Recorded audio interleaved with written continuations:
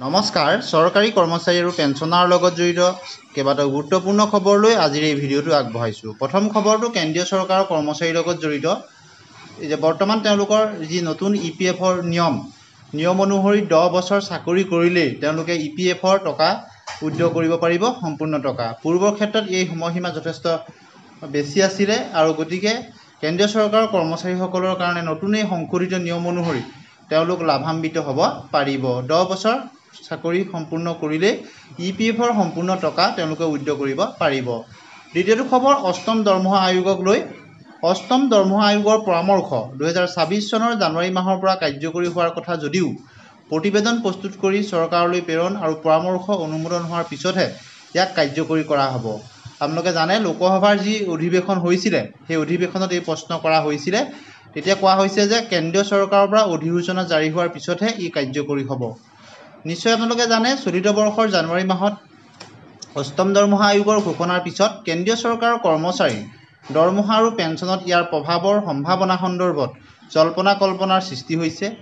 এটি সংস্থা এম্বিট কেপিটেলৰ গৱেষণাৰ প্ৰতিবেদনত প্ৰকাশ পাইছে যে অষ্টম দৰমহা আয়োগ কাৰ্যকৰী হোৱাৰ পিছত দৰমহা আৰু পেঞ্চন 30ৰ পৰা 34% সম্ভাৱ্য বৃদ্ধি হ'ব পাৰে। গতিকে এই এম্বিট পেটেলৰ এই ৰিপৰ্টৰ অনুসৰি কৰ্মচাৰী আৰু পেঞ্চনৰ 30ৰ পৰা 34% দৰমহা আৰু পেঞ্চন বৃদ্ধি হোৱাৰ পোষকতা কৰা হৈছে। আৰু দেশজুৰি 1 কোটি কেন্দ্ৰীয় চৰকাৰৰ কৰ্মচাৰী আৰু এই বৃদ্ধিৰ দ্বাৰা লাভান্বিত হ'ব পাৰিব।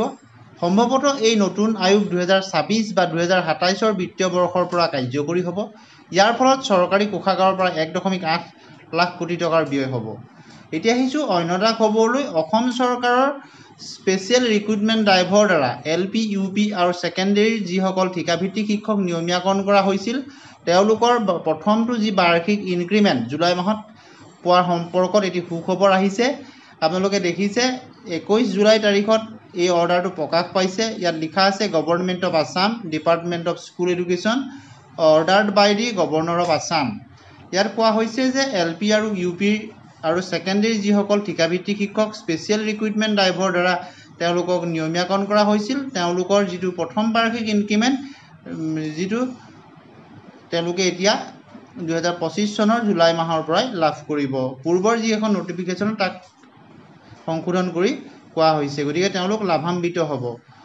এতিয়া অন্য এটা খবৰলৈ আহিছোঁ যিটো কোৱা হৈছে শিক্ষক কৰ্মচাৰীসকলৰ বিশেষতঃ ঠিকাভিত্তিক শিক্ষকসকলক লৈ কোৱা হৈছে যে mandatory application of leave through Shiksha Setu app. আপোনালোকে দেখিছে মিছন ডাইৰেক্টৰ সমগ্ৰ শিক্ষাৰ ফালৰ পৰা এই নিৰ্দেশনাটো দিয়া হৈছে। সকলো ডিষ্ট্ৰিক্ট মিছন কোঅৰ্ডিনেটৰ আৰু অল ডিষ্ট্ৰিক্ট সমগ্ৰ শিক্ষা আছামৰ মিছন কোঅৰ্ডিনেটৰ দিয়া হৈছে। বিষয়টো হৈছে mandatory application leave of through Shiksha সেতু।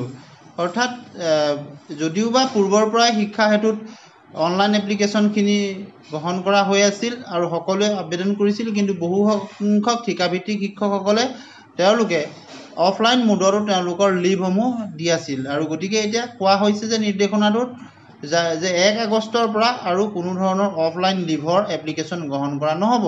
আৰু এই সম্পৰ্কত ডিষ্ট্ৰিক্ট মিছন কোঅৰ্ডিনেটৰ আৰু অল ডিষ্ট্ৰিক্টৰ সমগ্ৰ শিক্ষাৰ মিছন ডাইৰেক্টৰৰ ফালৰ পৰা নিৰ্দেশনাটো কোৱা হৈছে।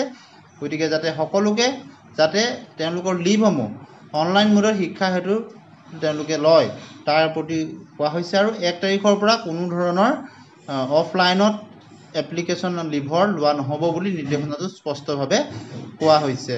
গতিকে আজিৰ এই গুৰুত্বপূৰ্ণ ভিডিঅ'টোত আপোনালোকলৈ কেইবাটাও খবৰ লৈ আহিলোঁ। এনেধৰণৰ খবৰ কাৰণে চেনেলটি ছাবস্ক্ৰাইব কৰিব, লাইক আৰু শ্বেয়াৰ কৰিব। ধন্যবাদ।